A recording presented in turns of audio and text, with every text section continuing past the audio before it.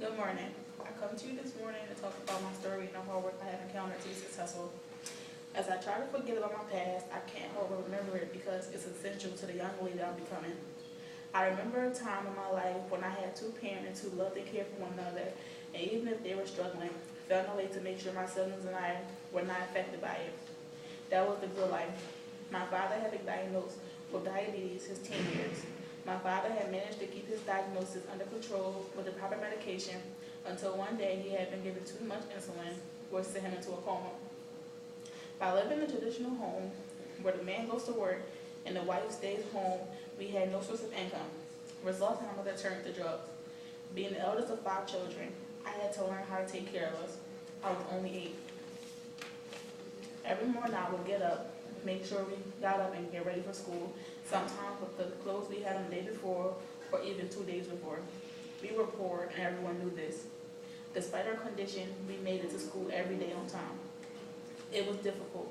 Being an 8-year-old child, it was hard being in a place where you were not wanted because you didn't have the same things they had. Knowing that I was the one who had my siblings back, I made a promise to myself that I wouldn't give up no matter how hard something got. Entering my freshman year of high school became overwhelming because of what I talk about college. I didn't understand why I needed to talk about college plans because I was nowhere near close to graduating. I came up with the idea that I would not go to college because college isn't for everyone. I was being selfish. I was going to look out for what was beneficial to me. I hadn't taken school that serious. My junior year in high school made me realize the promise I made to myself years ago. My siblings always needed me, but even though we are now in a place where I don't have to act like an adult, they're my motivation to do better. My little sister is 9, and she already knows that she wants to attend Newman University, even though she'll probably change her mind on which college because of me. My senior year is when I first took advanced placement courses. My junior year. Yes, I struggled. It was a change for me, and I was not used to it. I had to work though. I had to prove to myself that I was capable of it. This year, we were introduced to a new system called 3.0. It's difficult because I had to literally figure things out on my own, but most days, I come in the building until the front gates close or my teachers leave to stay for extra help.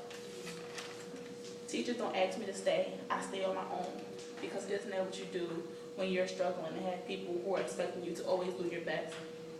Lastly, I want to say, don't give up on something because you never know how close you are to reaching your goal. I'm not giving up because I know I'm close to my goal. So far, I've been accepted to 4 out of 6 colleges I applied to, which are Shippensburg, Bloomsburg, Penn State, and East Stroudsburg.